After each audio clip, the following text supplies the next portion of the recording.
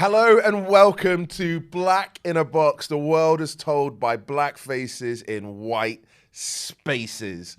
I am Angelo. I'm going to be running the point like Jeremy Sohan today because I got two Victor Wembanyama's. I'm going to just be passing the ball off. What, you're going to keep missing? Oh, Right. He's the worst point guard in the league, bro. Yeah, well, look. We are here with Dom. Yes, How are you doing? I'm not too bad, man. Not too bad. And First we have recording of the year. of the year. Of the year, man. Dan sends his apologies. He watched one Will Smith video. It was Miami. He's like, I got to get there. Alana sends her apology. She's helping people stay fit. But we tagged in a couple of guests. It's a podcast crossover collaboration. Two different podcast hosts will be here at the moment. If you're not signed up to them, if you're not listening, you have got to start listening to Tales from the Plantation. He's really coming for Dan's job right now. He's coming for Dan's job right now. Sorry, Tunde, I got in the way of your intro. But we are joined by Tunde, the host of... you fucked up my flow, man. No, man, it's fine. It's fine. Keep it natural. The host of Tales from the Plantation podcast. We've got Tunde, and later on we will be joined by the founder and host of the Dope Black Dads podcast. I'm just going to call him Big Marv. So I know you've done it a million times, but I'd love just for the audience just to kind of get the background of Dope Black Dads. Yeah. And then we'll kind of go there. I'm going to kind of follow the plan that was sent to you, so there's no surprise unless there's anything specifically that you want to hit. Cool. No, just come hard though, man. Like, come hard. Okay. You can open the other page. yeah. We found these new. But not the page that we started. So don't open the Rick Ross page. No. Wow. Shout out to all the No, parents. we were just talking about how in 2024 kind of TikTok is settling all old scores, and Rick Ross is catching heat for his lyrics in UAE. Again. Again, this is what I said. He was I didn't appropriately realise that he beaten at didn't the get time. To first be fair, it was one of the early cancellings, but he didn't cancel. No, he was It was appropriately- temporary, Does wasn't it? anyone get cancelled? I mean, if we... You might lose some shit. That's Yeah, enough. you may lose a sponsorship or two. Yeah, as Dave Chappelle says, you're going to take my shoes away. So What did you think to? Have you seen his latest one? I watch every single thing he does. I just likewise. want to know what clever way he's going to represent the same shit. So it's funny.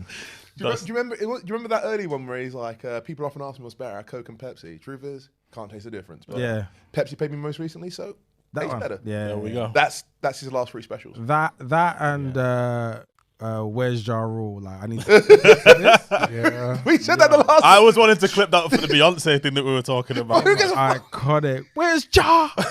Who gives a fuck what John? Yeah. I ain't trying to dance. I'm scared to death. I think he has some of the best conceptual. I think he's. To be honest, him and Louis C.K. Louis C.K. is also cancelled. Louis C.K. is my second favorite comedian of all time. I watch his clips and I'm like, I didn't know you were going there. Yeah. And it's not always just like Ricky Gervais, which is just to antagonize. It's clever. Yeah. So he's out of everyone that's cancelled, he's the one that annoys me the most. So the thing is, though, is that, and I thought... Are we rolling, by the way? I just want to know. Yeah, before- we're rolling. we stay rolling. Well, listen, all right, man. But Well- we've talked about Dave Chappelle and Louis... well, not so much Louis C.K., but we talked about Dave Chappelle on here so much. My opinion, Dave Chappelle is a genius in his lane. If you take you take the topic of race, he has done things with race that I think, and you know, my background is kind of like university. University scholars weren't thinking of race the way that he did. And like the How Old Is 15 really... That is his number one. Yeah. By the way. Yeah. That by far. Yeah. It's brilliant. And the way that he broke down the who gets to be a child, essentially. Yeah. But can you contextualize it for the room though? Because I feel like the room needs to know, so they come with us on how good that is and go see. So yeah, okay. So he starts that he's talking about R. Kelly. Yeah. And R. Kelly, before he kind of... This is back in the noughties. Before he got cancelled this time, he was catching heat.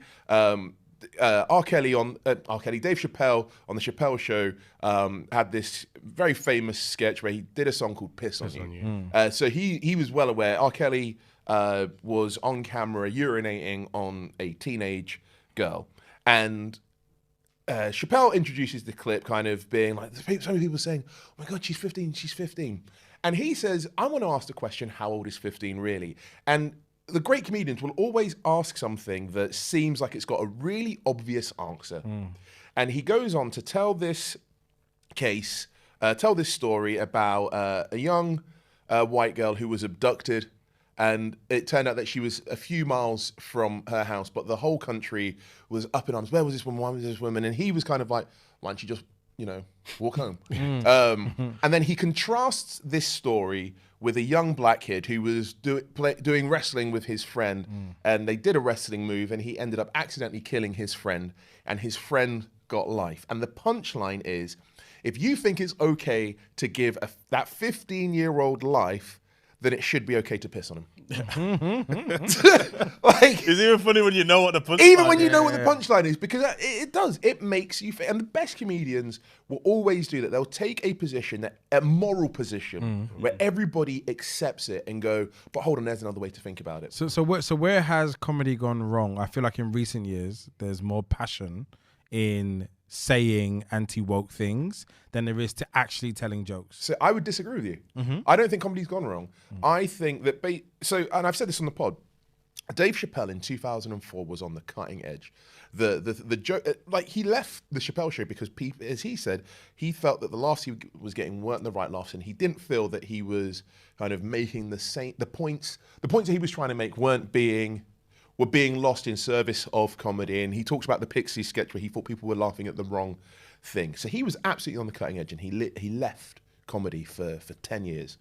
And I think that what he did is he spawned this generation of young comedians who were like, I don't have to start from this same place of comedy, and that I can take risk and I can get into subcultures and I can be super, super niche. And the thing is when Dave left, he was an expert on the topics that he talked about. Never forget that one of the first sketches that he aired on his show was the black white supremacist. Do you know how much of a risk that is? But he knew the topic of race. His family are an educated family. They work in, his mum certainly works in academia. She knows. So where are we now then? Because I watched the Ricky Gervais special, and I felt like for large parts it wasn't just jokes. It was, I want to protect my right to say things about these things. It wasn't to tell me a joke. So the thing is, I live in the comedy space in terms. So I used to write for comedians. I've done some comedy work myself. I'm not looking at Ricky Gervais, Louis C.K., Dave Chappelle. There are younger, fresh comedians. I think the best comedian working right now is Michelle Wolf. Michelle Wolf has got 2 stand-up specials. Is this the lady that was always? I'm trying to think. I can see her face. She did the correspondence in. She did the correspondence. Very light. Yeah. And the thing is, I remember when all the Louis C.K. stuff and all of this stuff, you can't say anything, and these comedians they're kind of saying, oh, you can't joke about anything. In her first Netflix special, trigger warning, she opens up talking for 15 minutes about rape. But it's about rape in the animal kingdom. And she talks about how everybody considers otters to be really cute, but these are like the rapists of the animal world. And on the meta level, what she's doing is going, well, you can absolutely talk about anything. You can absolutely talk about anything. Can anyone talk about anything, though? Anybody can talk about anything if it's funny. Yeah. And the thing is, obviously, funny is subjective, but it's that thing of look to your audience. If everybody in your audience looks exactly the same and they're all laughing at the same thing, it might just be that your comedy's just for that room. Bernard Manning was very funny for his rooms. He was extremely funny for his rooms.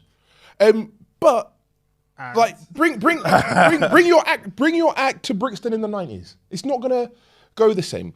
But he was still heavily problematic all the way up into the 90s, and I think is it Sarah Merton who was the one that called him out on the show and basically got him to officially say out loud that I am a racist. Yeah, Carolina Hearn. Yeah, Carolina Hearn, yeah. Oh. And I feel like once he said that, he doesn't exist in the same realm anymore. But this is the whole point: is that it took him that long to say he was a racist. He's been a working comic in clubs for 40 years. But he was a working comic until he died. He was a working comic long after that. Yeah, but at what scale? So when we talk about being cancelled doesn't necessarily mean you die and you don't have a job and you got to hide in your house. It means you don't get to hold the same space in society that you do because you're harmful. So when I look at these even the new comedians, that other guy who was on Matt Rife? SNL, him, who's just decided that he's gone full on all right hugging. It's like, I don't even get why you've gone that far. It's a grift. Yeah, it's a grift. Yeah. There's a lot of this. So this is what I'm saying. So for me, I feel like what it feels like is it's an easy way to be lazy, because if you can't be funny in the times, you're not funny to me. Yeah. Like, the times evolve. There are times where you can make jokes about particular things, and there's times where it's like, actually, that, upon reflection, isn't okay.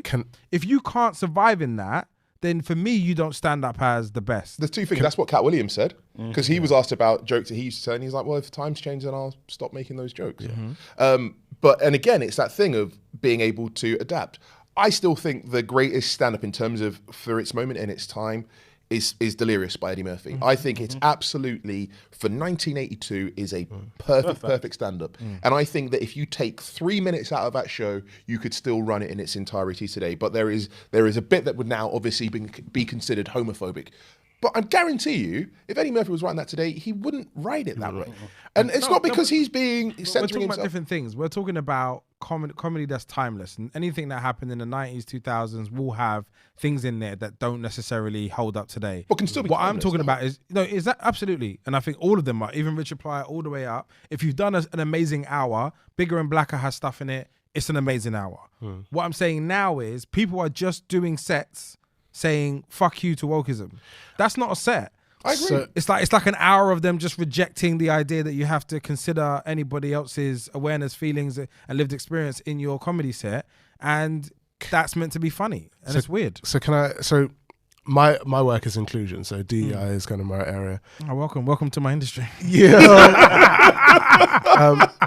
And yeah, trying to listen to Ricky Gervais's latest one, trying to force myself to listen to Dave Chappelle's latest one that he split into 3. Just the same. It's the same set, just over and over again. His first 5 minutes of his new one was funny though. It was like it's just a little glimmer to show you that he can, but he won't. Yeah, it's a play, and that becomes funny because it's not actually a joke. It's just a play on a concept that we all were leaning in ready for him to do. He doesn't really do it properly. But I get you. Go on. Sorry. But I think the challenge for me is that comedy has moved into the same space that social media and discourse in general has moved into. We don't do middle ground anymore. Middle ground doesn't sell. Middle ground isn't popular. You're not going to go viral with middle ground. And what we've seen, particularly with these Netflix specials, is that TV does not do average. So you have to be extreme. You have to do extremely well. And the only way to do that is either to be bang on 100% with all of your jokes, which is a risk and difficult to do, or you have to be so far to one side or the other that you get people angry. And that for me is what. How do you generate a discourse, isn't it? I think that's all it is. No, the problem is that people are making an hour a year. Some people are trying to make 2 to 3 a year, and it's a money grab.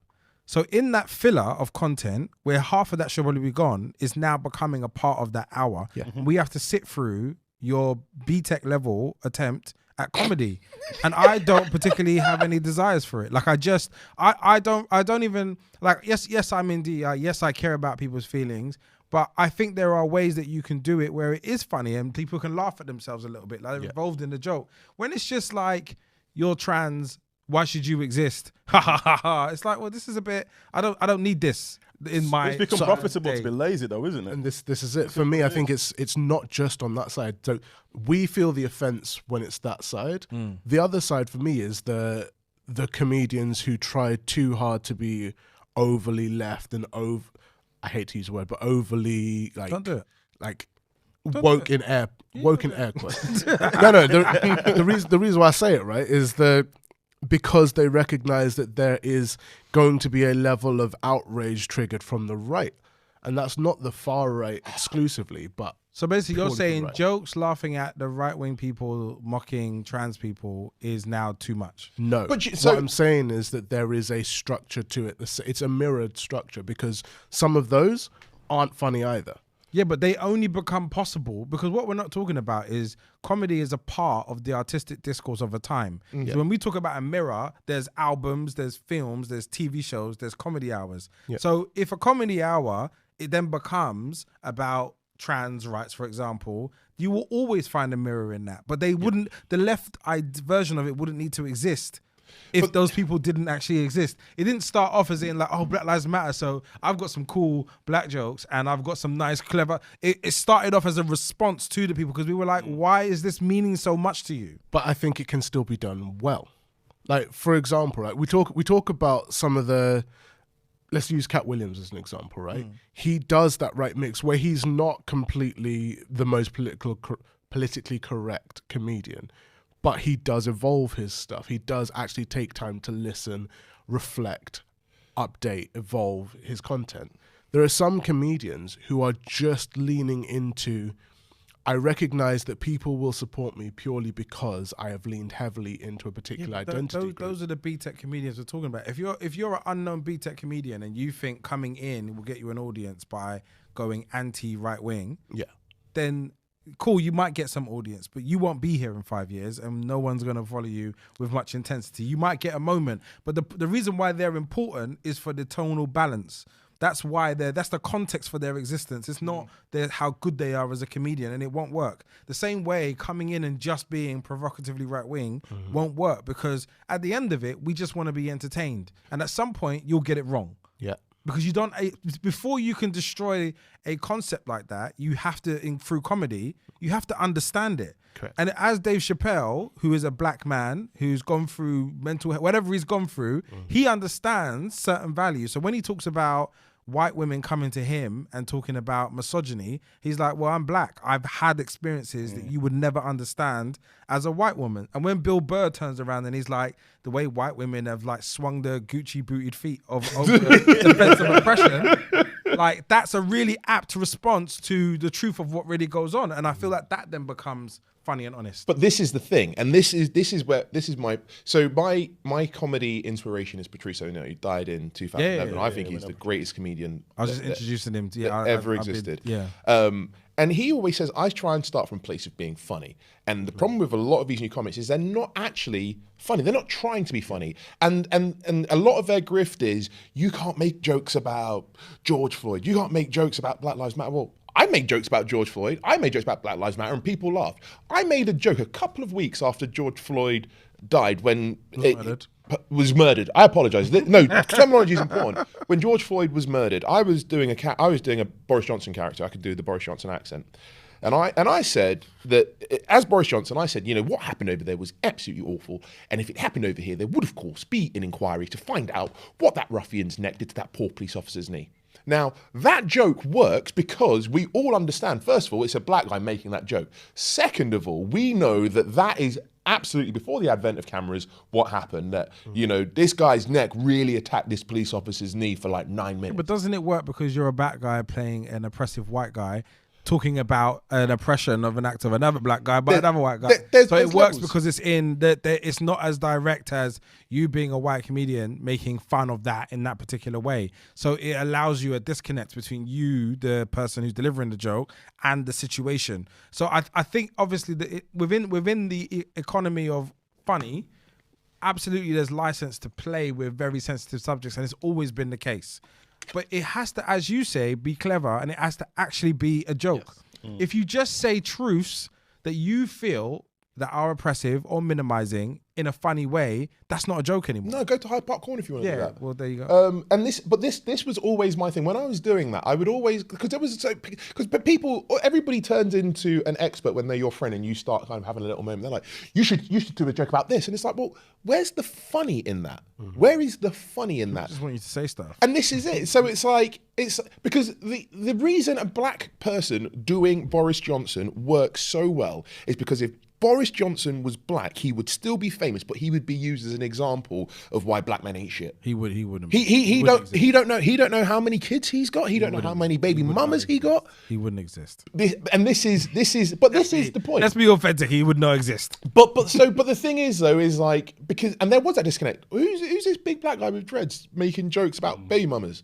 You know, like like there was a joke that I wrote where it was like, you remember when we were stockpiling toilet paper, and I kind of said, you know, been asked a lot of questions about stockpiling, but I want to say because it was around Happy Mother's Day.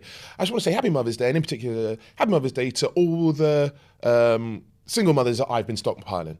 And again, it works because the first thing that you think of as a black person, as a black guy, and I've got the statistics, and I know you know the statistics because this is the space that you work in, is that the perception is black guys are just out here kind of baby mamas, and every black child ever doesn't know who their dad is. So when you have a black guy, and also I've got this accent, and this accent serves, and I turn this accent up if I have an encounter with the police, by the way. You think I sound posh now.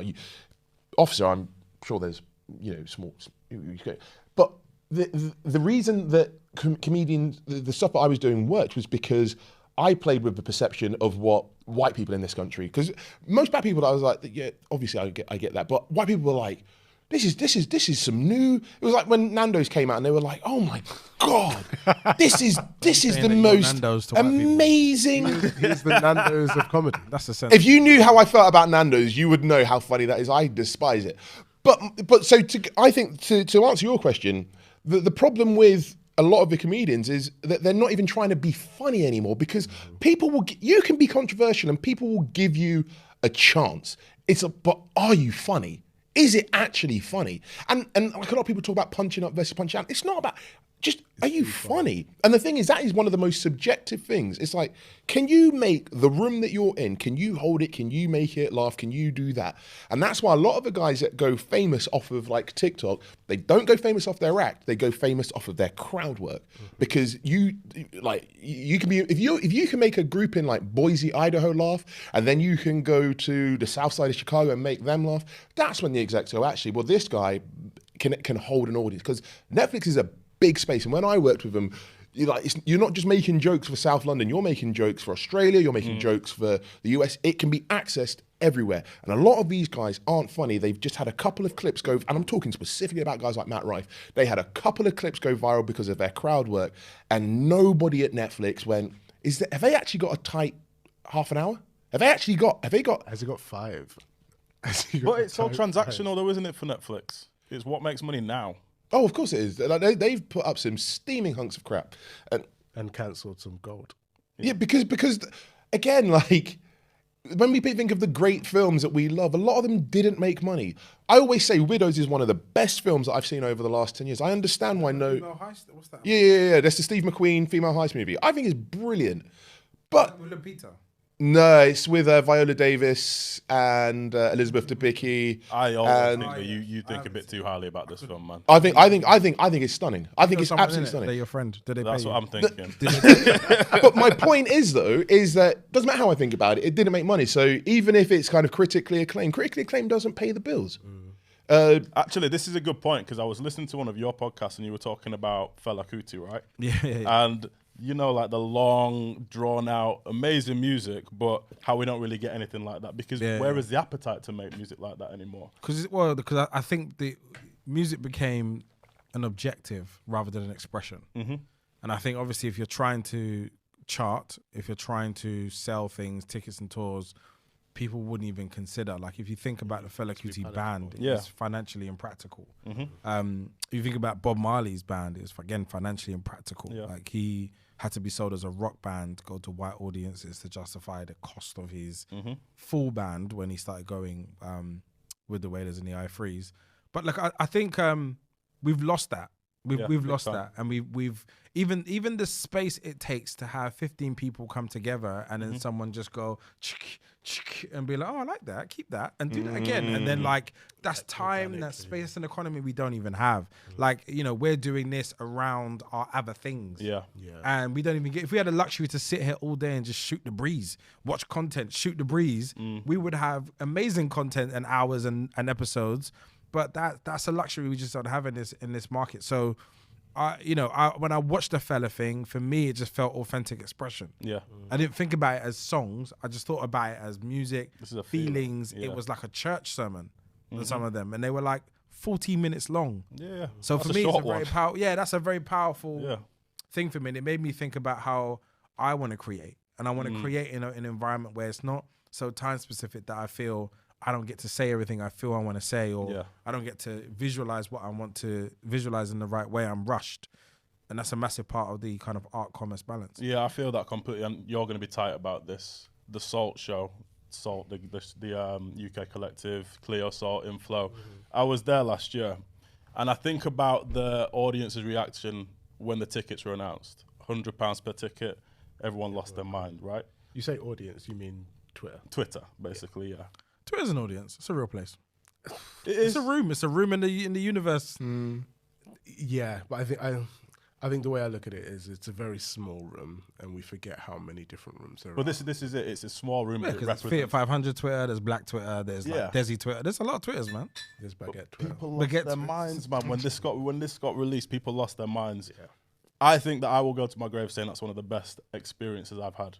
Unbelievable, right? Because they were able to invest the money and have hundreds of different artists involved there, not just musicians, creative directors. Unbelievable performance, unbelievable experience. Yet people didn't want to pay that money because of what? No, they did want to pay it. They just complained because it sold out. So it wasn't the money. It's the story of what the money means. Look, I think if you're Salt and you're going up against the WizKid concert, which had 10,000 seats, which they couldn't sell, and they were trying to hand them out an hour before, like. There's a fundamental reason why that needs to be £100. Someone has to create value back in art, especially music. Yeah. It has been completely stripped down to the cheapest art form out of all the art forms. You can get more money doing anything else than you can do from releasing an album. Yeah. And so I think it's really important that they exist, and I think it's really important that other people follow. 100%. Because you don't actually need to sell 1 million to even have enough money to survive for the year. You could actually be able to sell 1,000, 500, and like if your pricing is right and it matches your audience and the care, I think that's something that Ryan Leslie taught. I had a very fortunate chance to meet Ryan Leslie. He did Sunday Show many years ago, and I had a chance with his team and him to sit and just listen to him talk about his business model. And he said he went gold and made no money, and then he sold 30,000 and he made something like $1 million something. So his whole thing was have a very hyper personalized data set of his of his fans, and he went and did a show in Ireland. When it did a show in Ireland for 300 people and made $120,000 US. He wouldn't have made that on that ratio in any other way, but they were prepared to spend so much more money for his tickets compared to what he would do if he went through Live Nation and did it their way. So it's just about who's going to turn it on their heads. And like a part of me, you know, I have that rebellious nature where I want to build things that say fuck you a little bit to how it should be done and just do it. I'd rather do it with less people but do it better and more sustainable and more fun. I wanted to kind of come back. You talk about with Fela Kuti and how it made you consider the art that or the work that and art that you want to put out, and you're now kind of going more and more into the TV space. You've got the GMB gig, and what I find really interesting is how that then makes its way out into the world, because I was looking at a news article, and it's kind of click farms where it's kind of, you know, you have the two faces, and there was a segment that you had done where you were talking about Keir Starmer's plan to have lessons for boys to respect women, but it took what had been quite a nuanced debate and just turned it into an either-or thing. How do you feel about the reception or the interpretation of your work where you kind of put that time and that effort in and it just gets reduced down to this man said this thing, leave a comment below? Yeah, I get it, and I basically use the platform to communicate my values. I don't take it that personal that it's soundbitey. Like, so I've had a love-hate relationship with television anyway. And so when I first got invited, it was in the context of Dope Black Dads and being a father and speaking about black men and family and different things that were going on at the time. And I was like a reluctant voice at the time because it's not really my mission. It's not really what I do. I've always been able to communicate, but that's about, for me, it's just about conviction more than anything else. I don't feel I'm a TV person. I don't live a life of a TV person. Like, I don't want you to come up to me and be like talk to me. I won't. I glaze because it's just not where my heart is. I want to do stuff. I want to do stuff that has an impact. So when I first started, it was very much a bit of a love-hate. And I took a break for about 18 months, 2 years. And when I came back into doing it, it was really centered on, like, I just want to say what I want to say, regardless of the context that they give me. Yeah. So every time, and you may know, sometimes they ask me a question, I don't answer it. I say what I would like to say in and around the subject. So the other day we were talking about Prince William. I don't particularly care about Prince William deeply. I'm not a royalist in any way, shape or form, but the subject of men being celebrated for their contribution and for leading in the home is so important. Because the men that I speak to, they, you know, I'll revert back to my own personal experience. I wanted to be a dad so bad. Like, I probably wanted it more than anything else that was happening in my life at that time. And I beelined for it. It happened, and I didn't get it. That's a really rude awakening to life, where you're committed to an idea that never comes to fruition. Yeah. And I couldn't reconcile with why I wasn't getting it. Like, why it was not a nice, loving experience for me. And so when I started that conversation, and it's the first time it made any sense is when I put men in a group and said, what's happening for you? And the honesty that came back literally shocked me. Like, it shocked me into first silence and then into action. So I armored myself with this desire to communicate what I had heard plus what I had experienced in as many rooms as possible. So I didn't care what the context was. You come and talk to me about COVID and black fathers I'll just go into what I felt was then important to say within that context. So it became that, and the second time around was very much just around, I want to stick to my guns of, people still don't quite get it. Like, they don't quite understand what happens for men in the pursuit of family. And I think often men don't even understand what's coming. And the men that can survive that environment are fewer and fewer each time. I think it's a very, very hot furnace for a man to be a part of a family and understand that he's best of himself has no value in that space. Your creative ideas, your clever quips, there's talent, there's tactics, the life skills that you've developed to get to become successful, desirable enough for someone to touch you and be like, maybe we should have a child. Get to that point, and then you realize all of that thing you can't do in your family. No one's your children don't come up to you and be like, oh my God, you're so good, morning, Brit, thank you so much. They don't give a flying toss. Yeah. My children just want to know, where am I? When am I coming back? When am I going to see you next? That is it. And so I had to reconcile with, like, a new side of me that I had never really connected with deeply. And the journey for that gave me all the answers, but the answers weren't what I wanted.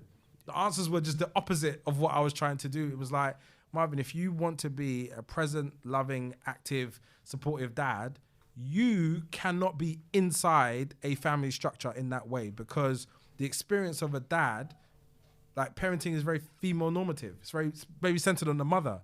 As a dad, your fundamental role is to create the environment for the mother. If you feel you can come in and be like, I have an idea. What idea? Like, and watch what happens around you. Because it's not just your partner. It's not like women don't let men parent. It's like society requests very specific things from you. And if you try to go above and beyond that, they're very quick to tell you that you're doing too much. Yeah, this isn't your space. This is not your space.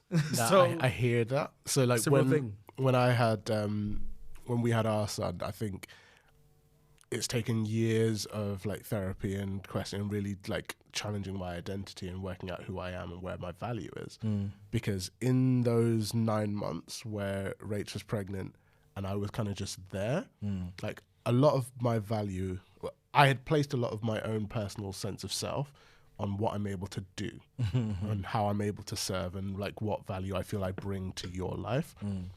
In those 9 months, the most I could do was, like, a little bit of, let me cook, let me, like, rub your feet, let me make you feel more comfortable.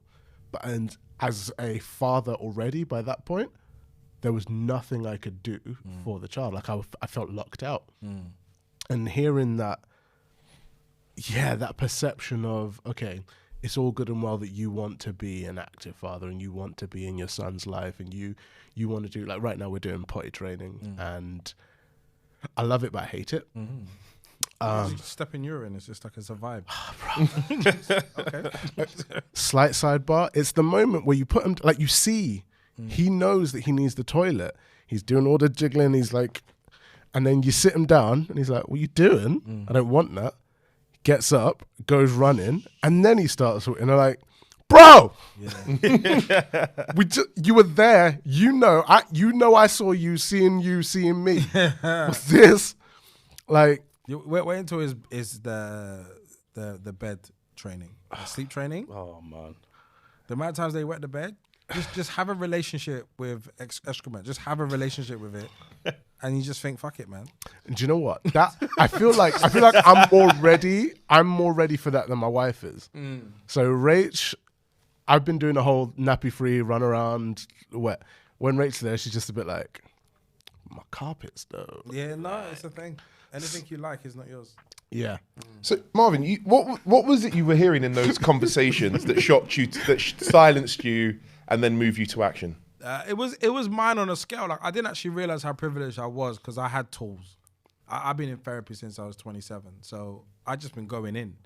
And I'm not one of those people that go to therapy and like, I need permission to go. I go to the darkest place first, and I work backwards. So by the time I was having children at 32, and by the time I started Dope Black Dads at maybe 34, 35, what I thought was like, wow, I'm on my own.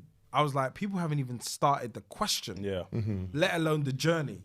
And so I was like, I want to use what I have. It wasn't very much. It just was more than I realized.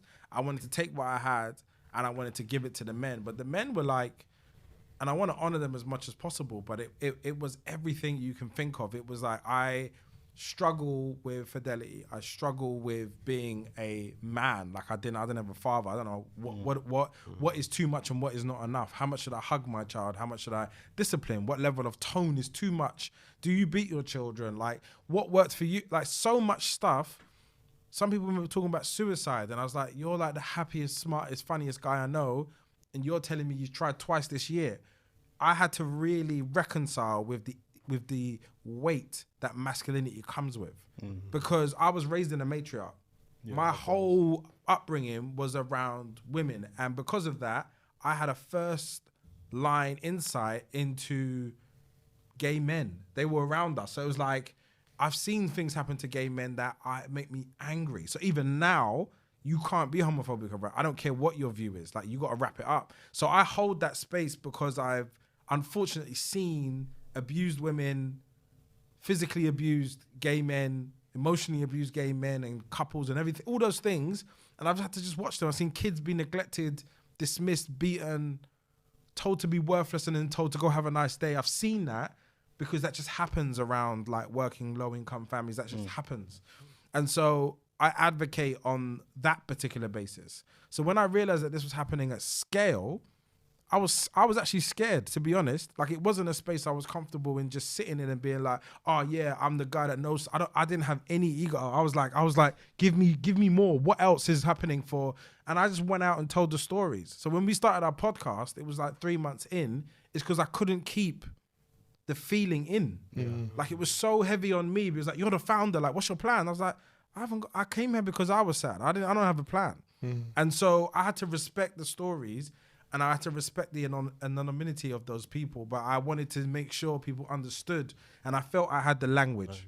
So I took it out on the road and just told everyone that pay attention to the men in your house, in your life. The story you have about your dad, the man in your life, isn't the end of the story. Like, have you ever listened to your husband without actually looking for something that you can respond to? Like, have you ever listened to your dad? I don't even know what your relationships are with your dad. Have you sat and listened to him talk about his life? And every time I speak to my uncles, I hear stuff and I'm like, and you're just here, just like being. Not particularly active. You don't speak very much because, you know, life, remembering all that stuff is difficult, but there's no space for that man to discover his emotional journey and to share that stuff. There's no context for him to be vulnerable in it. It's like he has to find an answer to keep providing still. Like, so I really honor the men that came before, and even the men that, you know, get called out for their lack of contribution. I honor them because I know that wasn't just, I don't care. There's a story as to why you got there, because I know for so many men, they wanted to be loved themselves. Like being raised as barrel children or being raised as farm children, or just like coming here and being told that you're nothing at every level of society and your parents are working 3 jobs so they can't raise you. You're raised by, you know, a distant community or the church and all these little subplots that we all went through, we just kind of forgotten because the internet's here and we're like, oh yeah, well that guy doesn't do. So, you know, we'll create that context and we'll create that safe space for every man to say the thing that's really moving them. And if we can find an answer, which for me is just men spending more time with men. Yeah. Like we've got to find an intimacy amongst us where we can have conversations that aren't centered on getting girls making money.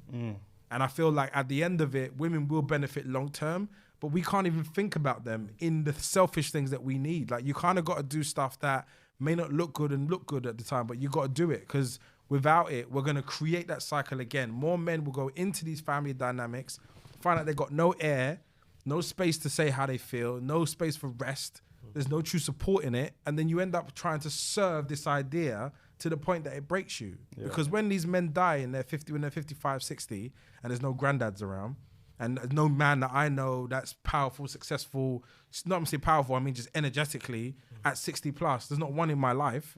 Why? Where are they? Tons of grandmothers, tons of women just around, just living with their families. Like when they die, their families are surrounded their bed. And when men die, it's just like there's two people that come through and one brethren that's just about he drinks with. Yeah. This is not like sustainable. Like it's actually quite a violent thing that I'm trying to find ways to bring this to the awareness of men without it becoming an anti-women sentiment. Because you can't get into that. Like a pro man can sound mad to a woman who's listening for like, is this guy safe or not? Yeah. I'm just centering what men need to do. On that as well, there's a few things that you said that really resonated there because I'm not a dad yet. I'm hoping to be in the next few years. I'm not too sure the timeline just yet, but we're getting there. And I started therapy 2020, I think it was, because I was like, I want to make sure that I'm ready. I want to make sure that I've got the tools and the skill set to be what I didn't grow up around. Because Jamaican dad, he was not around very much, but he is a very good father to my younger brothers and sisters, to a different wife. And I always wondered why there was that disconnect between me and my other siblings. The most important thing that I got from my therapy sessions was them asking me basically, what do I need to get from that relationship with my dad? Because I'd already accepted that we were never going to be best friends. It was never going to happen.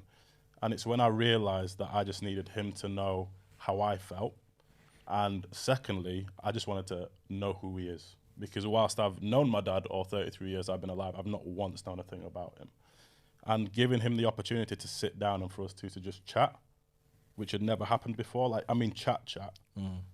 It was one of the most important evenings of my life because there were things that you just mentioned about barrel children. I didn't know that my dad was born here, spent the next 10 years of his life back in Jamaica whilst his mum and dad, my grandparents, set up a life over here. So when he moves back over here now, think about the life that he's having. He's just the odd one out. And I'm here expecting him to be the perfect father at his first go. I'm here expecting him to call his son and tell him that he loves him when he didn't even see his parents for 10 years. It's like, how can I expect him to have those tools, have that skill set, and then me be just real mad with him the whole time because he doesn't have that? And that is the context that I miss. And yes, my mum might always be just apoplectically angry at him because of the kind of father he wasn't, the father that he wasn't. But I think in me giving him the opportunity to explain his past to me, my dad doesn't ever speak. So to hear him speak just openly for 2 hours was wild to me. That alone was wild to me. But then on top of that, it gave me not necessarily closure, but it gave me the tools to not necessarily just be bitter. And to understand. And I think to your point, that is exactly what we lack within, I can't speak to white men, but black men in particular. It's just, we've all got these shared experiences. A lot of us have got these shared experiences, but what you're doing is amazing because so many people just don't talk about it. It's just like, we've been dealt a bad hand. We just got to do what we got to do. Yeah. And it's so important, man. Do you find a lot of men that have come to you have tried to find it in other spaces? Because when I was listening to you, I was thinking, because we've talked a lot about like the right-wing grift, and we've talked about how one of the reason that a lot of people are making money from the right-wing grift is because there's a lot of people that can see a problem, but then they work out different ways of a solution. So your solution is actually kind of, how do I help men? How do I help black men specifically? And it's altruistic. I would say that. I would say that what you do is incredibly altruistic. I think what you do is incredible, dope. You know, but I also know that that's what Jordan Peterson says that he does. I also know that's what Russell Brand says that he does. And there are so many other, Andrew Tate would say the same thing. Do you find that the men that are coming to you have kind of tried some of those other avenues first? And if so, how do you... I think the person that... you won't get to me until you try some stupid shit. Because it won't make sense. Like, I won't make sense to you until you attempted some other stuff and then it violently came back into your face and you lost things that you didn't want to lose. Because the work I'm telling you is like really work. There's no shortcut. Like, as you talked about, you listen to your dad for 2 hours and you have this really good intellectual understanding, but there's something in here that even at times you're just hoping that he turns around and goes, oh, you know what, son? Yeah. I'm proud of you. Or, you know what, son? That conversation really moved me. And like, it's this profound addition that you're like, did it move you the way it moved me? Like, there's a little boy in all of us. And I think my little boy, like, has things that he wants. And so I still have to grapple. Like, I'm still somebody that has days where I'm like, oh, that wasn't my best self. Like, it's really possible. And the reason why I don't, fundamentally would never even got into any of those people is because their answers are too succinct. Like, you think if you can just go to the gym, work out, eat broccoli and fudging chicken breast with no seasoning. No seasoning's important. It's serious. Like, tell women to come here and like, you're their man now, that life is going to be good. You have no affinity. This is why the divorce rate is so high for women divorcing men, is because every man that tried that attempt, they call it like, is it grabbing in like traveler culture? Yeah. Like this idea of like, I'm going to go up to a woman, convince her that she should be with me. And one day she's going to look at you and be like, there's nothing here. I can't connect with you. I can't go through life with you because you're stone. And like, you keep eating broccoli and talking about the world and how this doesn't work and just complaining, and then they leave, and then it makes those men more angry. So they get radicalized by their inability to connect with themselves and ask much more complicated questions like, why don't I communicate to my wife that I love her? Why don't I want to spend time with her, steal time with her? Why do I treat her like it's a tick box exercise? And then that's why they leave. And so for me, it's really important that like, I don't want anyone coming around me thinking it's easy because I use nice words and I express like, no, it's hard. There are days, like I was just saying this today, like it's been a heavy 2 days and there's no headline as to it's hard because it's just like little things are just like, yo, I got to deal with that now. 1 second. Like, oh, and there's another thing over here. And I'm just like, actually, this has been going on for 2 days, but it's been like 3-4 things a day that have just been a bit harder to do than normal. And I'm like, I've got to break this cycle. The way I do it is I go inwards. I spend some time with myself. I just want to slow down because every time I try to fight the universe, I get my ass handed to me. And so many men taking on these like personas and being like, Andrew Tate's got a Bugatti and they think that anything is going to be an answer that's monetary or in the code of which he's given. Bearing in mind he's about to go to jail, or if not gone to jail, he's been completely stripped of many of his privileges. It's like, why do you aspire to that? Because to the way he's communicated is just like, you make money, do my course, make money, you get girls, you buy this car, everyone will give you respect, you take no shit, you work out, you learn to fight. Like, it's like 1970s Rocky shit. So for me, the men that are around me are very flexible in their ability. It's like, they can kick your ass and they can meditate. Like that for me is the balance of masculinity. You've got to be able to do both. And I think too many of us have learned the other way. But look, I pray for them all because I know what's coming for those other men. One day they're going to run out of people to complain. If you are a right-wing, white, racist man and you're like, everyone's got to get out of my country, there'll be a time when there's no one in the country and who you going to complain? Now what's your plan? Because we all know intellectually that that's not the problem. In fact, migration was helping this country to be wherever it was. So you will run out of people to complain to or to complain about, and those people will move on without you, and there'll be no space for you by your own fruition. So I'm making sure that I'm I'm ready for whatever happens in the universe. I'm not trying to perfect an outcome. Whatever happens, if a fire starts, I am prepared. If I need to run, I'm prepared. If I have to fight, I'm prepared. If I got to cook for myself, I'm prepared. And I think that's what, for me, a man should be really about. Just to kind of bring it to a close, and I don't want it to be... We're not leaving, bro. We don't need to bring this to a close. We've got half an hour. Oh, do we? Yeah. And we're not leaving, just so you know. I came a long way. We're not leaving! We're leaving! The producer's like, no, you are. The producer's like, I got a date. Do you really have a date? No. I was saying the producer, like, I got things to do in life. And he just show us on Instagram now. And he just heard that Marvyn can fight. So like, how do I tell him? He got in the lift and he tried to size me. You know, he's not someone just hovers at their height. You were in the lift. Did that happen? There's no one there, bro. No, what I was going to say though is, composure, lads, composure. Breathe, where would you, like, let's say there's someone listening to this podcast. It's like, I don't even know where to start with this work. Where would you recommend that they start? Well, I think for me, you have to audit your life to start off with. It's impossible to look for answers if you don't even know where like it is and isn't working for you. And for me, the measurement is like, is it working for you? And that's like a morning and night question. When you wake up in the morning, do you have an ambition and a zest for the day ahead? And when you go to bed, is there something about that day that genuinely you thought I moved a step closer to what I want for myself?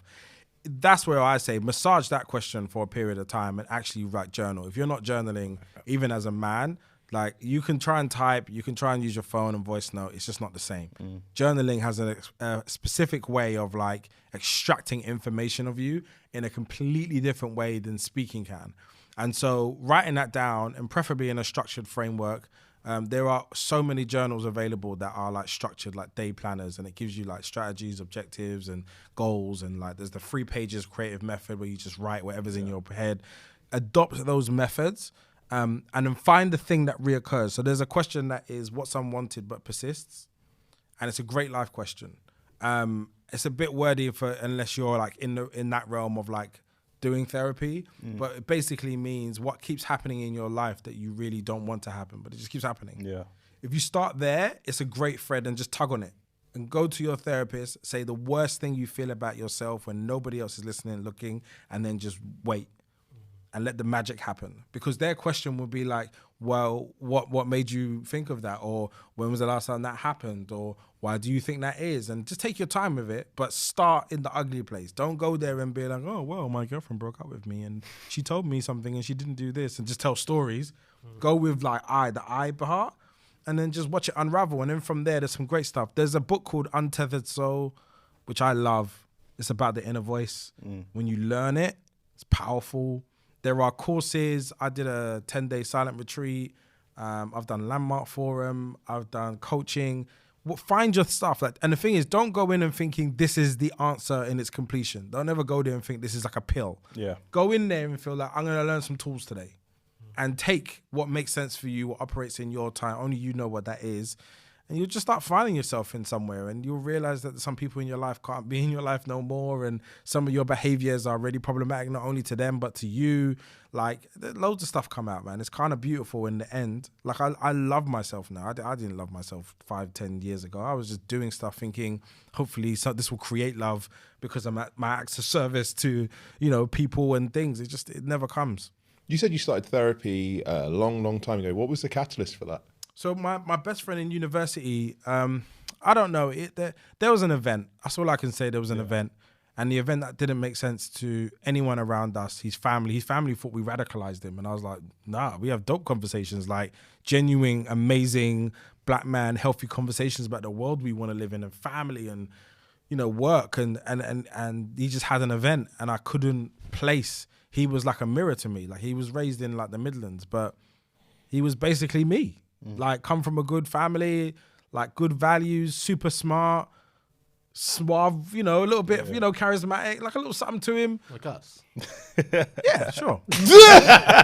That's how he lingered on me when he said, yeah, sure, but this guy. Yeah. It's because of the size of it. So, yeah, Sorry. now the lift was violent, bruv. So, no, I like starting rumors, innit? But, So like that, after that session, after that experience, I was scared. I was like, I could just sleepwalk into this. And so I remember being so specific that I needed a woman it was a counselor at the time. I needed to be a woman, it has to be a woman of color. And I wanted her in her 40s. That's exactly what I did. Yeah, I was so specific. And I went on a couple and I sat down with this woman and then she asked me some really important questions. And she was like, Marvyn, I think you have nothing to worry about, but you do have to be aware that this is a thing, how it could occur. And after that sentence, 4 sessions, I was like, clocked it. Fixed. Mate, don't need to do that. And then listen, life lifes you. So I think very quickly afterwards, other things were just happening. Like I just had a relationship I was angry. Couldn't figure out why. Like I felt like I was quite a happy person, but then I had these just like experiences of just like, what are you doing? And my relationship with other people started to get strained, and I was just like, I'm not having this. Like, this is the most bizarre thing. Why is this? And then like, there's this balance of inner work and outer work that you've got to master. So it's not even just going to therapy and you get an answer. You then got to do the outer work and be like, how do I use what I know now in my everyday life? Yeah. That I find really, really difficult. Like, I think I have ADHD anyway, so it's like my processing is just fundamentally different to neuronormative people. And it's really hard to put it into context, but my brain hyper-focuses on challenges, really complex, difficult things. Yeah. And I will overcome them in like 3 days. In 3 days, I'll think about something. I remember when I was buying an engagement ring once, and I was like, I became a diamond expert by the end of the week. Like, I was like, because I went down Hatton Garden, I was like, I think you're ripping me off because your character's off and your aura's off. And this is another thing about ADHD. You pick up on energies and empathy like very easily. And then I went to another guy, I was like, your energy's better, but your pricing is worse than his. So I was like, do you know what? I need to know. So I went up and down the high street, spoke to everybody. And then finally one guy sat me down and he was like, there's like there's like clarity. And he was like telling me about the grades of it and the size of it. And he's like, and I was like, what kind of cut do you want? I was like, I want a princess cut. Cause that's he was like, right, so get this, and this. Look for this in this price bracket. If you find it, you've got a winner. If it goes above, it's still cool, but it's a bit too much. Then I went around the market and I just told everyone what I want and they just gave me what I want. Yeah. And I was like, actually, and then 2 days later, I forgot it all. Like, that's a part of the magic. So I think for me, very much so, identifying who I really am, how I go through the world is a real journey. And I love it when I hear people's stories about when they figure those things out. It's the most beautiful thing to hear someone say, like, I sat with myself, asked those questions, got an idea of what that is, and then now I'm just working on applying it, like to my mission, to my partner, and that's tough. And I got space for those men all day. Like I have a really good group of men around me that I just have a lot of admiration for. And I make sure they're in like our space and we just have these conversations because it's just needed. Where else the hell are you going to do this? And so obviously you've got the podcast, which I really like. We only have people on the podcast whose stuff we actually like. So I think that's really important to say. You really do need to be listening to the podcast. And you do invite, what I like about the podcast is there are people of what I would call different stages of the kind of the cycle. There's kind of yourself, you're obviously closer to my age. You've got some guys that are in their early 20s. I love that you think that, by the way. I don't even know how old you are, but whatever that is. That's sizing up, man. That's cool. I've done my research. No, you need to compete. It's fine. It takes 2 minutes. No, you don't get 2 black men. Just me. If you pull your dick out, I'm leaving.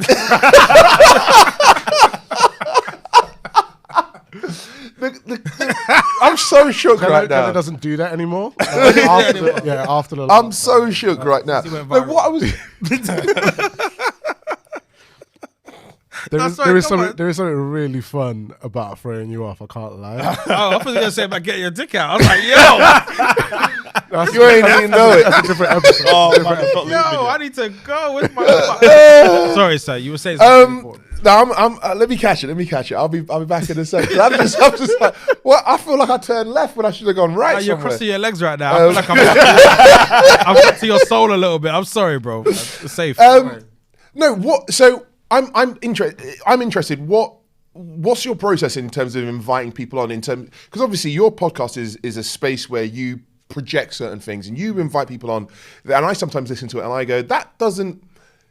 Like they don't, their politics may not necessarily align with yours, but you bring them on anyway. What's the process that you're going through? Because one of the most difficult things is sometimes you know, you invite somebody on, you're not actually sure what they're going to say. So what is especially for dope black dads, because there is this thing that it's like, there is a danger of pedestaling, isn't it? Like, there's not many people that do what you do, that live in your space. And I'm really interested. What is the process that you go by when you kind of are bringing guests on? I'd love to know who you think that guest is, by the way, because I'd love to know who you think that guest is. It's more in terms of ages and stages. That's okay.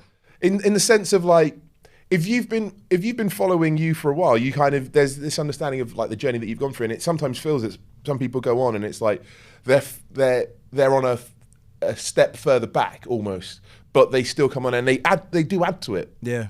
But it's almost like, well, if you'd have listened to episode 27, you might not be saying the things that you're saying now. Do you know what I mean? So look, one thing is that I always feel there is no hierarchy. There's no up, down, left, right, good, bad. It's just where someone's at.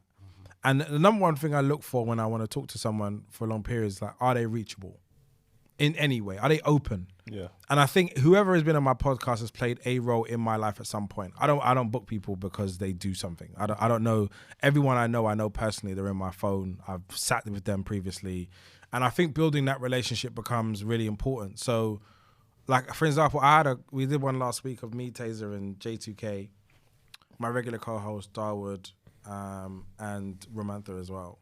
And J2K and I have reoccurred since 2005. Me and Taser have reoccurred since 2007. Darwood and I have been friends since 2000 and probably there at the same time. The beauty of all of that is that they all speak to a side of me, like a side of who I still am. And we had a really good conversation about growing up in a state culture and what that creates for you as a man. Like, we present now as like fully rounded men, professional, full-time dad, like community person. But there is a part of me that has been heavily impacted by growing up with a hovering near-death threat on my life constantly. And so there's certain movements, sounds, energies that can still shift me, take me off my center. And I have a lot of empathy for people who didn't have the privilege of time, space, guidance to come out of that. So there is no one that's out of scope and unreachable. Like, in blackness, you can be touched by blackness, any part of it. It's one of the blessings and the challenges of within it. You're never out of it. Like, it's like, you know, Jay-Z saying, oh, I'm not black, I'm OJ. You're reachable. Either whiteness will reach you and remind you of where you are from and where you need to return to, or blackness is always a cousin, friend, family member away. You can go somewhere and be like, you're literally like someone who used to murder people outside Ministry of Sound, and you're just sitting there doing a podcast. Oh, hi. That is an experience, but I can't make a measurement of that. So I think everyone's reachable. I like to spend time with interesting people who bring a perspective, and I like to have a conversation with them about what really moves them. I want to get down to the food of them. And what I realized is a last part to this is like, maybe about 3 years ago, there was someone in Hackney who was like, he's lived a very colorful life, let's say. And when I met him originally at 15, 16, it was like, this guy's long. It's just long. And I don't know why he was this way, but he was funny as hell. Like, he used to make us laugh in such a way, it was weird when he would try to rob you. It was weird. It was like he would pull out a knife on you and you'd be like, what? How? But he didn't have it. Your change face is gone. So, and I one time he reached out to me and we had an amazing conversation. And he alluded to this because I was on his podcast, so it wasn't like my chance to dig into him. And he was just like, yeah, growing up, my house. And he gave an indication into his house at the time and who he had to become because of the family name that he had and whatever. And I was just like, you know how I never would have attributed that to you? Like, I just had a program that you were just on crud and it was slightly long. And I thought you were funny, genuinely. And we used to talk about football and I genuinely would debate with you, but it was long for the other stuff. So I just kept my distance. But now that I know who he is, I would always make time. Yeah. Always. And it reminds me of that human element of like all the men that they try to get us to dismiss, they genuinely don't want to be doing that. Like selling drugs is not a valuable enterprise at this particular point. If you could sell on the internet, if you could sell mugs on Amazon, you probably are as profitable as it is to sell drugs.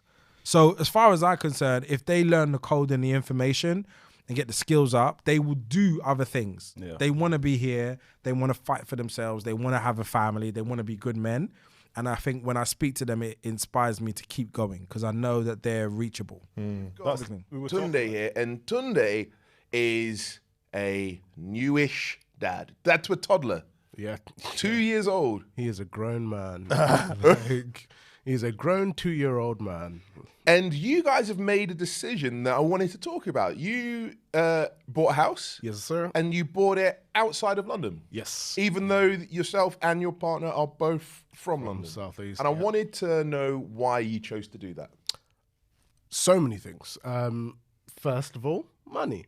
I think the reality is, for anyone who's looking for a house right now, we know what the housing crisis is like. Back in 2020, it wasn't quite as bad because we hadn't quite been Liz Truss. But even then, it was crazy trying to look for places in London that actually were nice and affordable. I was lucky because where I used to work at Deloitte, and I put a lot of effort into saving money.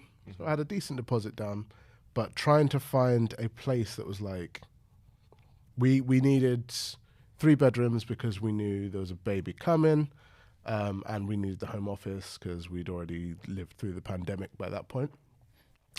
We wanted a garden space, again, because baby and they're closing parks left, right, and centre, so having some kind of green space, and needed parking. That was a bougie request, I can't lie. Didn't need parking, but wanted it. And to try and get any of that in London would have been at least twice as much as we found out in Gravesend. So I think what we spent on our house in the end would have gotten us a 1, maybe 2 bedroom flat above a Morley's in Lewisham. Bloody hell, man. So what I wanted to ask though, did you have the discussion about that sort of social dislocation? Because obviously if you, as grown and raised in, both you and your partner born and raised Southeast London, you've moved out now. It's not too far, but it is far. Do you worry for your child kind of growing up not around like his community? Not as much. So we both grew up in Southeast. My parents are still in like Grove Park area. But Rachel's parents had actually moved out to Swanley, which is on the edge of Southeast London and Kent. So we already had some connections to Kent. It's not too far out. When we were thinking about that connection to family and connection to community, we were intentional about not going too far out. And I think that changed a lot because of our son. When we first got married or when we were first engaged, we were like, I work in Deloitte. The pandemic hadn't happened, so I was still flying all over the place, traveling all over the country, all over the world for work. So I was like, I actually don't care where we live because I'm probably not going to be in the house as much. You will be the one who spends most of the time at home, so I don't want you to be too far out. Yeah. And she was like, nah, I don't care. Let's move to Scotland. I was like, all right. Hold on now, player. Wait a minute. Now, again, when you look at the money, Scotland, Durham, all of those areas up there, for what we paid for our house, you could get a mansion. So I understood the logic. I saw the vision. As soon as we found out we were pregnant, we were like, yeah, nah, we can't do that. Yeah. Can't do that. And it's not been as bad as we necessarily thought it would be. Like the first few months, trying to find your feet, bit of a struggle because like you don't know anyone in the area necessarily. But once we found church, wake up, wake up, wake up, wake. That was kind of that foundation for us. We found church, we found our people. And the good thing for us was it wasn't just a black church because my dad's a pastor. So I've done the whole Nigerian only church thing. Hate it. But you don't like 6-hour services? You know what? There's something about it. There's something about it. Like when you're in at the start, you're like, yeah, I'm feeling it. The drums are really speaking to me. After the 3rd hour, you're a bit like, Jesus, is this still you? Why you reload the song again? Who you think you is? Go again. Like, okay. I need to do it just one time. And then 4, 5, you don't. I love Jesus. You don't need to do that. So, you're in a it's almost like you're a couple of steps behind in terms of obviously getting married this year. Can't wait. It's going to be the party of the century, possibly even the millennium. And obviously, you and your partner, you've talked quite openly on the pod about kind of wanting to start a family, have children. But neither you or your partner are originally from London. So what goes into the thought process for yourself and Jan when it comes to deciding where you guys want to live? It's a tough one, and I'm always quite deliberate when I talk about this because, as you said, not from here, Jan's not from here, but the reasons that we are still here are very much still important. They're very much still relevant in terms of blackness, opportunity, diversity, all of that London offers, which has always been really important to me in terms of where I set up my life in the future for my kids as well as for myself. Don't have kids yet, but when we have them, we want to say that's a very Jamaican thing to just reveal something. There might be some picking out this one. I don't know. I'd be surprised, but I won't be shocked. No. So I think when it comes to where we're going to actually settle, it was always right. Where can we be around our kind of people? A few things have started to shift recently. Obviously, it's becoming more of a reality in terms of we are getting married this year. Our future is less our future and more of our now. So it's like these conversations are kind of really gaining momentum. They're speeding up. We're getting serious about this now. And one of my good friends, he is a doctor and he works in several hospitals around London. And one of the things that was a real driver in terms of where we settle down, where I have kids, etc., has become a concern for me now because he works in hospitals. He says that on a good week, he might see 7 or 8 kids have been stabbed. And I think for us, typically on the news, you see and hear about the ones that die. You don't hear about all of the near misses. You don't hear about the nicks that people get. You don't hear about the smaller cases and the smaller incidents. And it's got to the point where he says quite openly he loves London. He's the greatest city that he's ever been to, greatest city that he's ever lived in, but he couldn't raise kids here. And the reason I have a little bit of turmoil in having this conversation is because whilst I've been here for almost 10 years now, I'm still an outsider.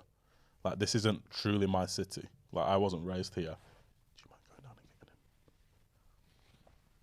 giving him? I wasn't raised here. This isn't my city. So it feels a little bit unfair to me, for me to be really critical about the city and for me to have a view of the city that would potentially deter my own unborn children's future away from being in here.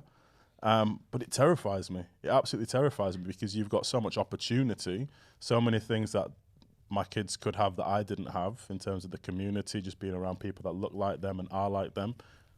But then there's the fears that I never had to deal with growing up. I mean, obviously, Tunde, you grew up in London. Yeah. We were talking about, just before you stepped in, you and I, about raising kids in London, obviously with your upbringing as well in Lewisham. How do you navigate that with the fears that you internalize and can still be triggers to you based on your upbringing with your kids? I'm having a moment of like, do I want my son to do schooling in a particular borough? And I don't, because I raised in a very similar borough and I know what the code of that is and it hasn't gone. And as much a part of like, again, we talked about this on our podcast, like, how much do you traumatize your children with your version of your past versus just like allow them to have the privilege? I'm pro-privilege, you know. Like, I'm pro just creating that entitlement for him. I want him to wake up in the world and be like, you know, Dad, I want to work in music, and his uncle, equivalent godfather, is like head of a label, and it's like, go do that. I think we've learned to have an affinity to challenge and pain in a way that is unhealthy. I don't need my son to risk. You know, my life is like, I could have been the person who was killed or gone to jail about 100 times just by standing there. I was never the leader, never involved in things, but you stand there too long, and actually the thing that saved me is I got a job. My mum was like, I ain't giving you money. All my friends had TNs. I couldn't piece together £10 to get a TN.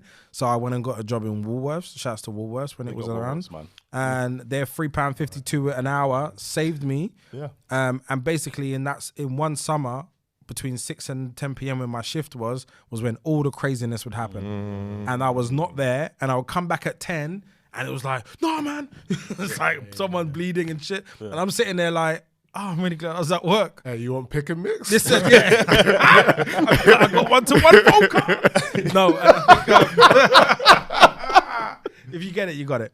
And then I think that relationship with and this is why I say, having love in your home is so important. Like having a home that your child can return to is so important. Every time I got in trouble, I could go to my mum and be like, Mum, and I don't know why I get this language from, but I told my mum one time I wasn't my best self. This thing happened outside school today, and it doesn't sit well with me. And she talked at me for 2 hours, and it was like, look, I appreciate you telling me go to bed. I didn't think any of it. A week later, police are knocking on the door being like, we feel like this is da-da-da-da-da. And the thing that saved our relationship is that she had a context and a clue as to what was coming. Yeah. And, at that time I was like, I was running from something else. Like, as I said, if you feel like you live in a world where you're constantly risking whether you're going to die or not, people threatening to stab you on your way home. So I walked 3 hours the wrong direction to try and miss this one person who's waiting on the edge of my estate. Like, when you're living in that space, you will do things that are out of character that you don't want to do. You have to make those choices. So every time I think I navigated a situation, I think of everybody else who couldn't navigate that situation and was forced to become the most dangerous person in the borough because it's either that or the thing that he started 6 months ago was going to kill him. So he had to get worse and worse and keep going. Those stories make me sad, bro. And we all know too many people like that as well, which is really sad. So that's my DNA for why I think I survived. But sometimes I have survivor's remorse. Like, it's just a thing. So what's interesting with that is, like, our podcast tagline is "The world is told by black faces in white spaces." And one of the things that we spoke about right back at the inception of this is, like, Dom grew up in Yorkshire. I was born in London, lived in Brixton, but moved to Kent back in the 80s because of... We're not the same age, bro. I was waiting for that. Some respect to my youth. We're not the same age, bro. That's in the 80s. That was an idea in the 80s, bro. Jello was there like, so remember the bus strike? Yeah. Bristol bus strike. Back in Bristol. Nah, bro, I don't know it. I'm good now, because I got rocked in the second round, so like I know I've tasted the power now. I'm okay. But no, what I was going to say is that, like, I hear those stories, and this might sound really messed up, and I go, wow, that's terrible, that's dangerous. But there's also a context where you were seeing faces that looked like you, and it's a very different experience growing up as a black person, where you have to, you're the only black. So I was the only black person in my primary school. I was one of 3 black people at my secondary school. I didn't really start hanging around black people again, really, until I moved back to London just like last year. So I guess my question is like, with the name like Dope Black Dads and with the people that you're seeing, is it mostly people from like London? Like, obviously that's where 65% of all black people in the UK live, is in London. So obviously it makes sense, the majority are there. Are you seeing people that have come from, black people that have come from different environments who are struggling with like an identity that I think, or is there an experience gap where there's experiences that you've had that I know about, like my family came, like, I know I talk to my family, but they're not my experiences growing up. And are you seeing that in your spaces, or is it just now everybody's actually from? It's a mixed bag, and I think that's what kind of makes it beautiful. There are people who are in their 60s and who have adult children. There are people who are in their 60s and have children that are very young. There's people from out of town, in town. Also, it's global. So there's a lot of people and stories and experiences. I think where the consistent threads of our experience is so clear that how the world sees us informs our surroundings often. And so it's about creating compassion for that experience. And, you know, having people who earn 7 figures next to people who drive buses is always a really good equalizer. Yeah. Mm-hmm. Because I think it's so easy. And again, it's like sometimes I realized there was a point, the point where I went to do a 10-day silent retreat was because someone challenged me. I was actually in South Africa and someone challenged me and they were like, there are so many people who talk about the work and not people that are doing it. And then they were like, to someone, another guy was like, when was the last time you did any serious intentional work on yourself? And at that point, I've been talking about this mission for so long. I hadn't done anything. I hadn't committed in any way. And I think too often it's easy for me to be like in my comfortable spaces in nice cushy studio rooms and being like, oh, well, you know, this is what needs to happen for us. And I just forget the person who you can't even bother watch that. Yeah. Like I forget the person that I still represent that person in some way. Like whether I like it or not, we walk side by side, same. Like none of you get on this bus. So I think it's really important that we honor the people who don't have the tools to do the great things that we're doing. And we need to create a space for them to have that tone, even if it doesn't sound good. Yeah. And I think so often, like we're so quick to throw other men away. And look, I feel in regards to how black women feel specifically about men, it's different. They have every right to have that experience and to communicate those things. That doesn't stand for us though. Like we have to hold each other to account in a different way and hear what they have to say. But we know there's nowhere for us to go. Like this is it. Black women were our safe space and we kind of ruined it. So it's upon us now to reestablish, but you can't reestablish with other black women being like, hey, I know you're a bit scared of us at the moment and we've done some things to you, but if you could just hug me a little bit more and I can get through this white oppression. It's like, my guy, listen. Yeah. They're like, no, move. So I think it's upon us to create those spaces. I'm so intentional on men like creating little mini groups. Like create your own circle and just meet up once a month and just force people to say things that aren't around football, sex, money, my job. I don't give two shits. Like until you tell me your things, you haven't got me until you've told me your things. I don't rate you. I don't think anything more of you or less of you. Just here saying stuff. I need to know what's happening for you for real. Once we get there, we can move because now it's powerful.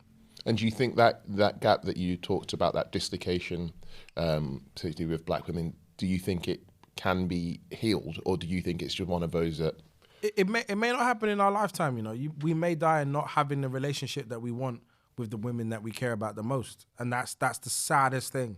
Again, I said I raised in a matriarch. My relationship to women is that they know they can be safe around me, and I intentionally create that. Like it's not a hoarding of women for vibes and for sex. It's like I want to know what you're about. Who are you? And I enjoy that privilege that I have access to the women that I do. En masse, can you get 100 men in a room and be like, if we bring men, they can feel safe? No. Can I control that? No. I can create a condition and a tone or language for how that needs to change, but we're a long way away. Like, as you said, red pill environments are like gaining ground. For every one of me, there's 10 of them, and they're growing fast, and they just don't care. They think everything must happen at the cost of other people. They think they must control and dominate as many people as humanly possible. And I just look at them and I just think, it will hit you soon. It's completely unworkable. And what do you think are some of the structural reasons for this explosion of like the red pill environment and all of that? To be honest, I think poverty, I think economic challenges drives people more than education, than love, than anything. And I think for men specifically, our inability to provide sustainably, generationally, has forced us into how do we leave the system and create our own. So when we talk about men and trading and crypto and like all those things, they over-index in those spaces. Amazon, trying to be an influencer, anything to not have to go sit in an office and do 9 to 5. Like we know 25 years ago that wouldn't be possible. That guy would sell drugs or that guy would do something illegal. Now you can have other hustles with other skills, so it makes it a bit more palatable. But you know, if you're in London, you can't afford not to be on your job. This idea of like whatever they're willing to pay you, it will not be enough. Yeah. I don't know anybody that hasn't got 2 to 3 things going on. Maybe one of them doesn't make money, but one of them certainly does. One of them's close, and one of them will one day. So it's like everyone's lining themselves up for this experience. And I think also we just stop believing. We don't believe in Britain. Like I when I'm on Jeremy Vine, my number one thing to say in my frustration is just like there's no vision for Britain. And so in that, it means if you even look at yourself and your place in it, you know that you are not a leader in masculinity in white Britain. You know you're not. You know you're not a power broker in Britain. And so you think you're like probably somewhere in the middle to bottom as a black man. earning, maybe even if you're earning good money, you know the power you have to do with it. They block you in other ways. So I think many of the time we have to reconcile the fact that this has never been our home and it can't be our home. Not psychologically anyway. We can't get that safety here. The truest thing we can do is look for spaces where we have love and affinity. And we all know we can't go to Jamaica and just be like, because you're still English boy. But you can go to other places and build a life for yourself. I went to South Africa. I found so much peace there. Yeah, amazing place. I found peace. I found joy. I found love. I found friendship. I found a mission. I was just like, how are you going to get me out of it? Like, if I didn't have children, I would be there right now. Like, that's how much peace and joy I had. And that's not to make that country the best thing in the world. But for me, it healed me. Like, it was stunning. So yeah, I think I advocate that for many men is like, don't just like make money in a different way, go somewhere else, be somewhere else, and then make money in a different way, and watch how you don't even care to have a red pill opinion. You don't even care about logging on YouTube to see what Jordan Peterson has to say about the latest thing. It won't even bother you. You'll be so busy just sitting in nature, walking on the beach, putting your hand in some water, pick up a fudging stingray. I don't know what people are doing, but like it's way better than the life that we currently have. Like it's just not good enough. And I think it's interesting because listening to a lot of the conversation, I struggle at times with this because I was brought up in London, but I didn't live that life. Like I was very protected.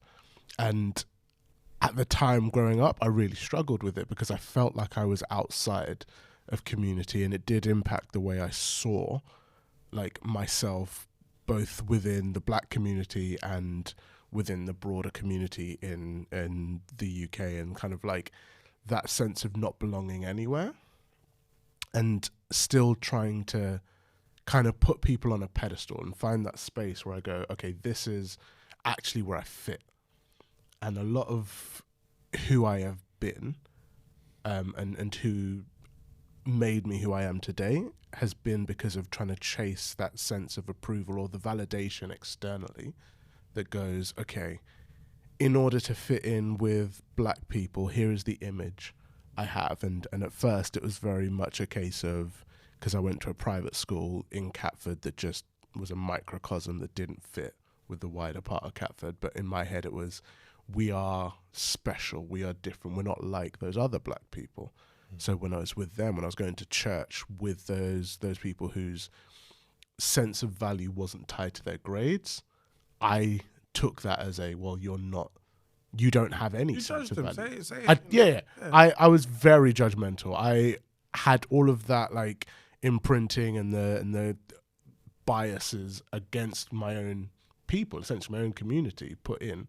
But all that served to do was create that distance with me, so that when I did get to uni and suddenly I'm surrounded by other people who are both valuing their grades but have also found that sense of community in their Africanness and in their blackness, I struggled to reconcile that. I couldn't find my place there either. And suddenly the one thing that I had seen as my differentiator, my value, was no longer special. And I felt lost for ages. And I think a lot of what you've said about that space where people can just come and be, and in all of your flaws and in all your imperfections, like listening to it, there's kind of that longing within me. Like I'm there trying to reach out and grab for it because, yeah, I resonate with a lot of it, and it's been weird trying to navigate it in this space of both being, like, never being enough of any one particular thing. Yeah, that's it.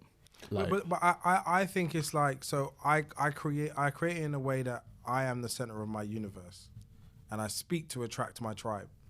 That's a part of the reason why, like, I have a desire for community also, a really strong one, and it is a very intentional part of my identity. But I don't sit there and look at a community and think I need to be a part of that. I just create one. Okay. And so I think, like, your values from the few things that you said today tell me that you can create a community on being just who you are. There are so many people who have that feeling experience. There is like a mixed race experience where people don't feel black enough, too black. There is a black person, but like I didn't grow up in the thing experience.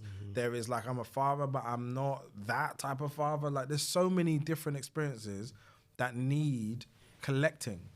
And I think too often we look at like the center of it, and you might, you know, in the online version, there's certain podcasts who dominate the conversation and they are seen as black podcasts. Yeah. And it's like, well, yes, but no. Do you know what I mean? Like, I don't know if we could ever be mass by just speaking to black for black in our tone, because it's not center of the consciousness of blackness all the time.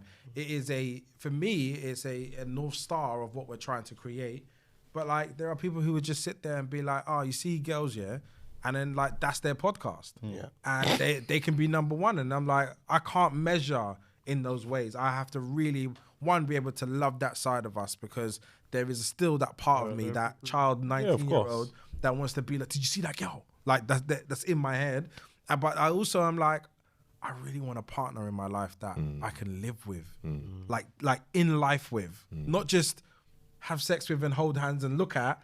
I want to like go through a thing in a day and be like, yo, and I want to be able to find it funny. Do you see what that person said to me? It's mad. Can I show you my email? Here's my memes. Who do I forward to people on TikTok? That's like, you know, that's a part of my love language. And I think when you start to nail down the components of you that are consistent and authentic to you and speak it into existence, you start attracting. Someone will just turn up and be like, you know, on the podcast, your contribution specifically was my favorite part. And you know it's, tribe, come. It's funny because it does happen, but it's like, I don't know, part of it has been the need, like, I think it's like you said, where there wasn't just that, I've done this therapy, I found my solution, tick, done. It was because I had that thought process as well. I was like, all right, cool, I've done it. Cool, I've reached this extra level of enlightenment and awareness of who I am. I should be done now. And then having to strip back when something kind of takes you steps back and you have to go again. Like, that's been probably the biggest challenge I've had in going through a therapy journey and learning who I am and trying to be, especially as the roles evolve, like moving from being a teenager to being a uni student to being a professional to being a partner to becoming a husband and then father very quickly. Like, those two shifts and suddenly losing sight of who I was in that took a lot of relearning and like restarting. And as someone who's supposed to be a perfectionist, like the Nigerian way of, if you're not the best, you ain't shit, basically. That's a great. If you ain't the best, you ain't shit. That is the message from today's podcast. Thank you guys so much. No, I'm not leaving, bro. Look at you trying to be all professional, man. So that has been the end of another episode of Black in a Box. Before we go, we wanted to say happy launch day. Please go and get Anifiok Ekpedom's new book. Dom and I are going to the launch. Is it the launch? Not the launch. It's out. It's not the launch. It's out. But we're going to the Q&A on Friday. Friend of the pod, has been on twice. Amazing speaker, better writer. Him and Scully. We've been so blessed to have Marvyn of Dope Black Dads. You can get the podcast on a Spotify podcast as well. We've had Tunde from the Tales from the Plantation podcast. Dom? From this podcast. And from me to all of you, stay well, be blessed. We out. Perfect. Thank you. Thank you.